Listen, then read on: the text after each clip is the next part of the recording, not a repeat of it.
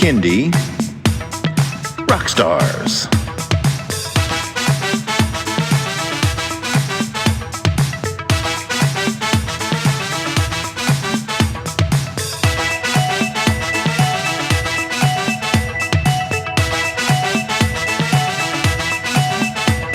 Prepare for a treat, let's meet and greet some bands and singers that are super sweet, making music that's fun for boys and girls.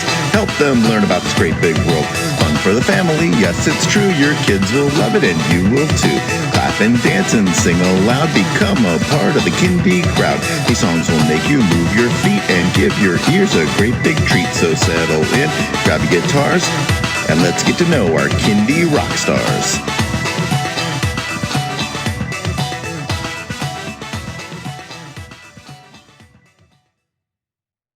Hello everyone, and welcome to Kindy Rockstars. This is the show that gives you the stories behind the songs from some of the best bands and singers that are making fun, informative, educational, catchy, and occasionally silly songs for children and families. I'm your host, Patrick Adams, and each episode of Kindy Rockstars will feature an artist and a featured song. So let's get to this week's show.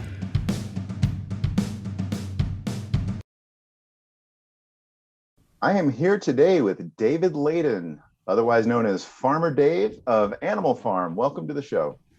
Thanks so much for having me. All right. Well, tell me a little bit about Animal Farm, how you guys got started into Kindy music, and a little bit of your background. Yeah. So I started Animal Farm with my friend Seth Adams in the final weeks of 2010 and into 2011. We were both teaching arts and music classes. I was working mostly as an after-school teacher, and Seth was a band director and music teacher in Massachusetts. And we were kind of felt like it was harder to connect with our students around music, even though it was such a central part of our lives. And at the same time, we started to notice that a lot of our students were just by default listening to top 40 radio, which, I grew up listening. I'm not like into censorship. Like I grew up listening to, I had, The Chronic by Dr. Dre when I was like 8. And I went to my first Fish concert when I was 13.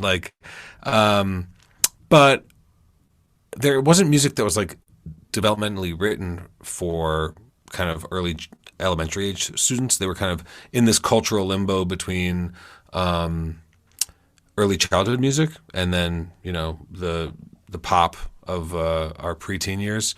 And so, or at least that's what I thought, right? So then we started writing music and really trying to write elevated children's music. We didn't want the songs to feel like kid songs unless you listen to the lyrics and then you could start to think about it. So that's why we call our music grown-up music for kids.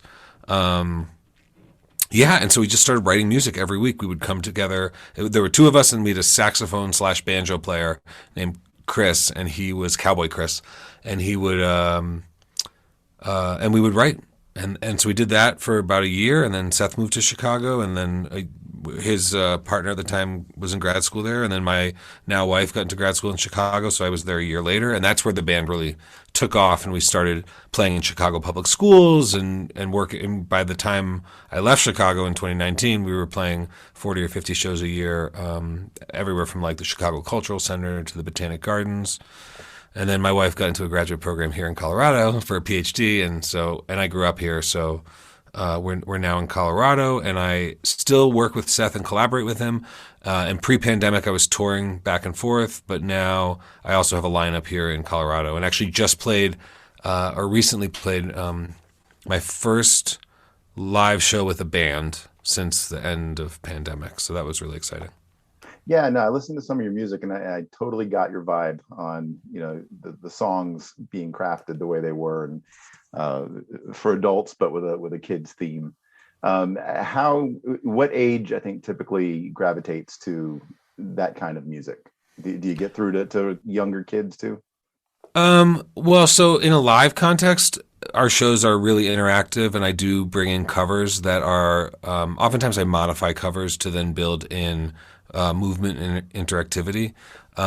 So from a live perspective, we get 0 to 10. But in terms of our recording, I'd say 3 to 8 is our big, which is a pretty broad range developmentally. but it ends up being, I think a big part of it is that it's music that is meant for families to enjoy together. And so, and as you know, as a children's musician, parents are gatekeepers.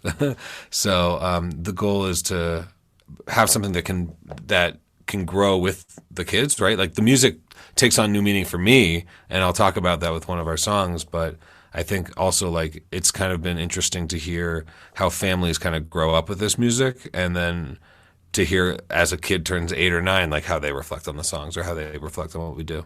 Yeah, no, I've been very keen to make the songs such a way that kids will like it, but hopefully their parents will too. I think that's hitting a great span of a demographic. Absolutely. And I teach early childhood music 2 days a week for like 6 classes a week. I have one babies class, and then the other one, pre-pandemic, it was split up like very developmentally, but now it's just all 8 up to 5. And it's usually about mostly 18 to 36-month-olds. And I don't want to listen to that music. Like, I love teaching it. I love, like, I sing it to my daughter at home. Like, I love this as a learning tool, and especially the program I work at, it operates through a music therapy lens, though I'm the only teacher who's not a music therapist. But yeah, I don't want to listen to that. Like, I mean, I love, and I have Raffi on vinyl. Right, like I love the stuff I grew up on. Skinnamarink Dinky Dink. I've definitely made grown-ups sing that at a party. Like, I'm all about it, and I've had bands that cover the Arthur theme song, but which is actually something I would listen to. But yeah, I think there's value in early childhood music, and it's great, and it's also like it has a time and place. Very true. I have a 2-year-old daughter, 6-year-old daughter, and a 15-year-old daughter. So the 2-year-old loves, the kid songs, Wheels on the Bus and Baby Shark and all that stuff.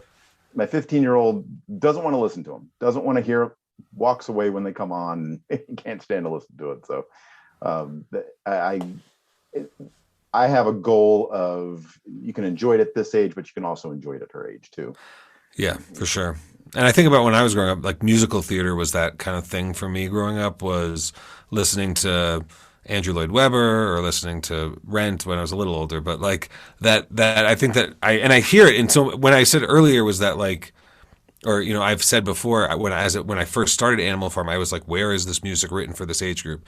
And now I see it as a part of the community. And it's like mind blowing to hear music that I want to listen to that's made for kids. Like, it's great. It's really wonderful to be a part of a community that I think is pushing how parents think about children's music in a way that's, I think, going to be better for kids, because if it's written, I mean, again, being able to relate to the content is important.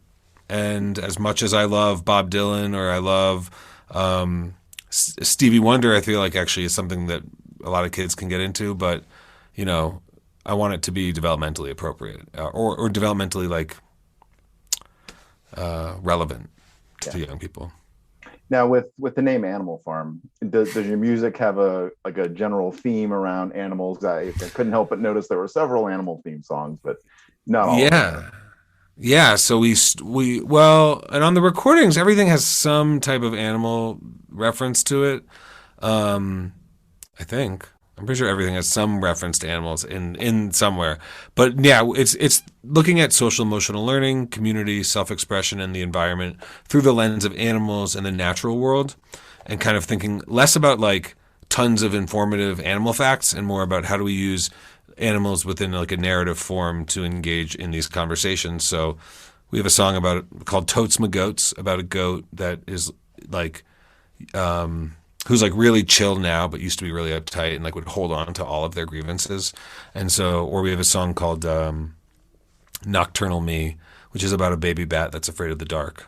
So, kind of approaching these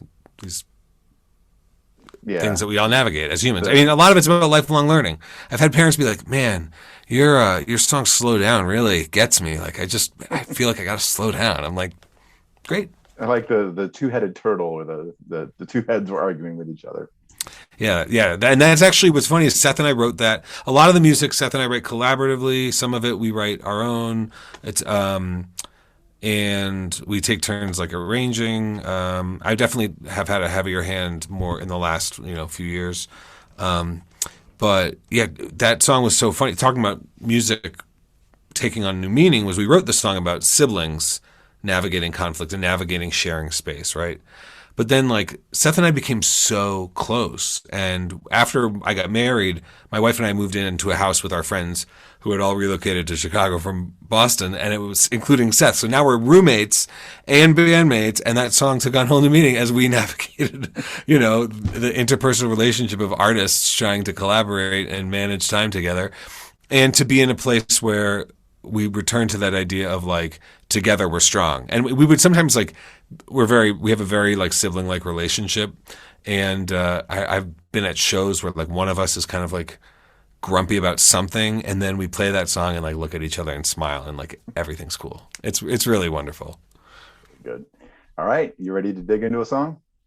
Sure thing. This episode's song is called Snowbird. All right, Farmer Dave, tell us a little bit about Snowbird and what inspired it. Well, I wrote Snowbird about a baby penguin or a young penguin that wishes to travel the globe and see all of these beautiful places. And it kind of started from a place of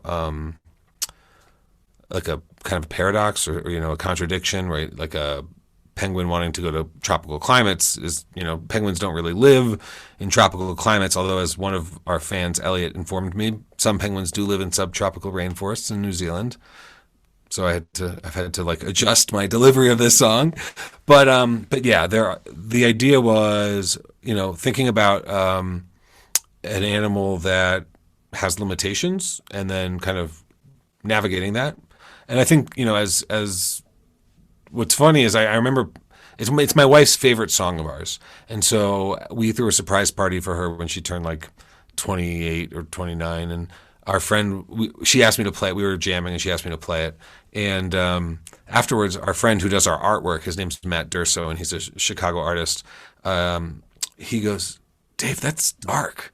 And I go, "Why?" He goes, "Because the penguin's not going to any of those places." And I was like, oh my goodness, I feel like I have to revise the song and da da da.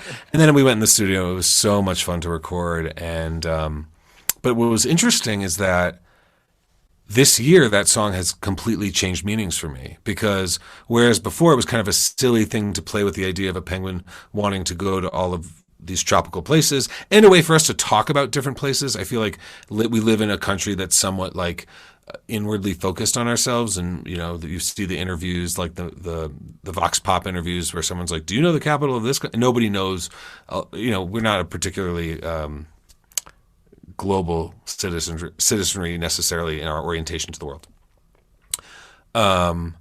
So for me this year, the song's taken on like a lot of new meaning because we've actually come face to face with our limitations, and the idea that we want to go places and can't because of the state of the world is something that a lot of people, if not everybody in America, is navigating for the first time in a lot of ways.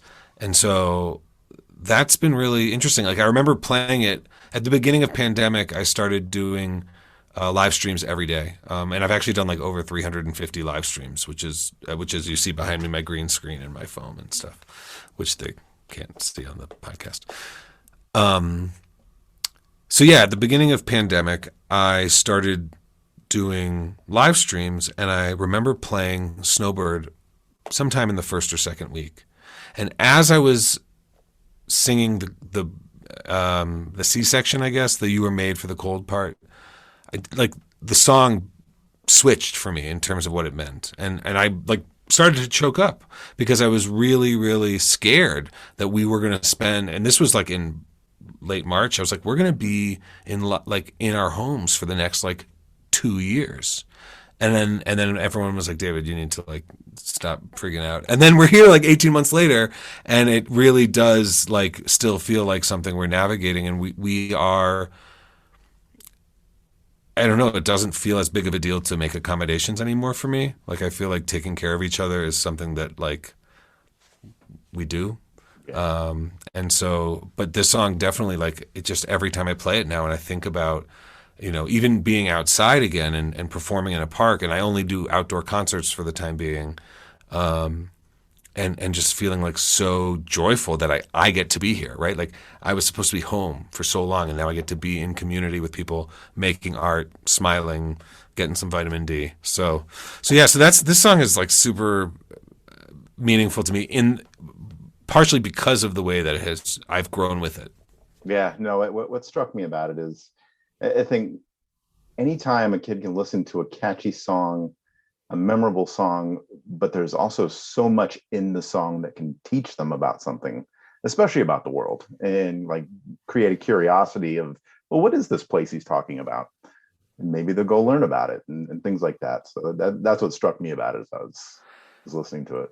Absolutely. Yeah. And one of the things I love is, and maybe you know this as well, like from the time you start recording a song to like 2 years later when it gets released, or like you're gigging with it years later, it changes, right? So for the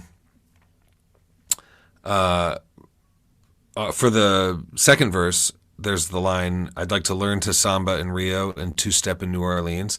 So what our drummer would actually jump into a samba rhythm for that line, and then we'd all play a two-step like for the second part of that, for the next line, and then just fall right back into the groove.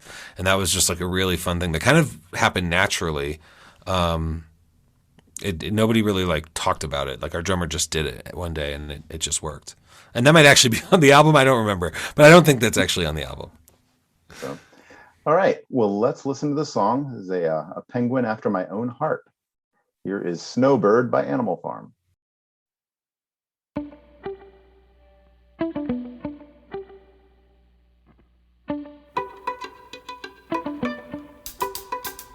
Well, I've never been to Hawaii. I never surfed in California, yeah. Well, I heard great things about Morocco. I've always wanted to see Montego Bay. I'd like to winter up north with the snowbirds, playing bingo in Boca Raton.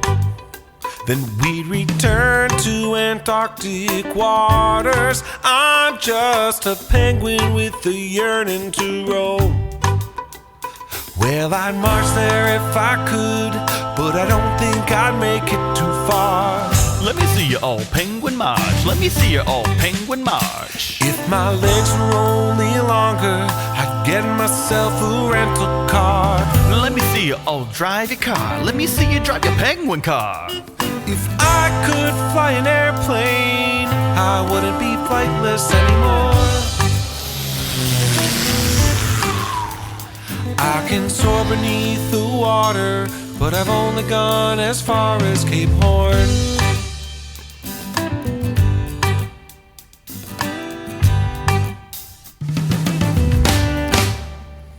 I'd go snorkeling off the coast of Bali, or we can sunbathe in La Costa del Sol. In Barbados we'd be boogie boarding. I heard Baja loved to rock and roll.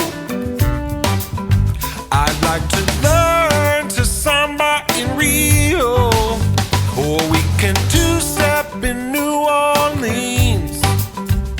In Havana we can mambo all summer long. I can only get there in my dreams. Well, I'd march there if I could, but I don't think I'd make it too far. Let me see you all penguin march. Let me see you all penguin march. If my legs were only longer, I'd get myself a rental car. Now let me see you all drive your car. Let me see you drive your penguin car.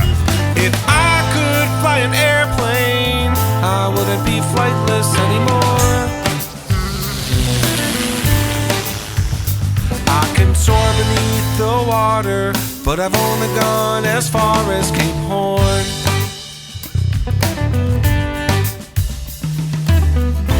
You were made, you were made, you were made for the cold.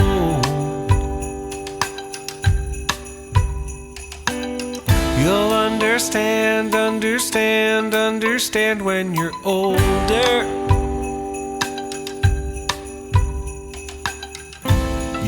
were made, you were made, you were made for the cold.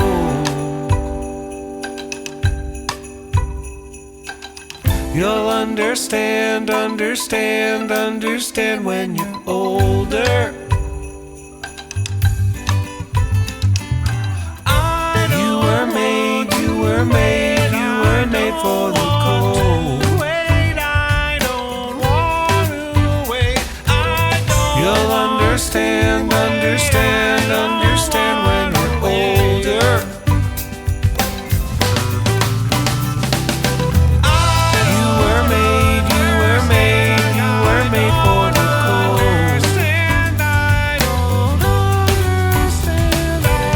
You'll understand, understand, understand when you're older.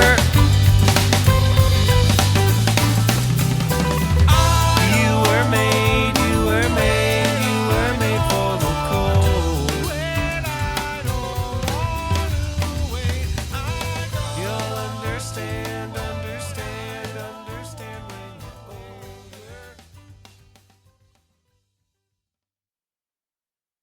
That was Snowbird by Animal Farm.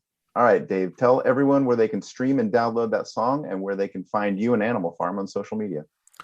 You can find that song on Spotify, iTunes, Napster, and wherever else you do your streaming. We are the Animal Farm that writes children's music, not the rap group, although they're great too. They just have a lot of explicit lyrics.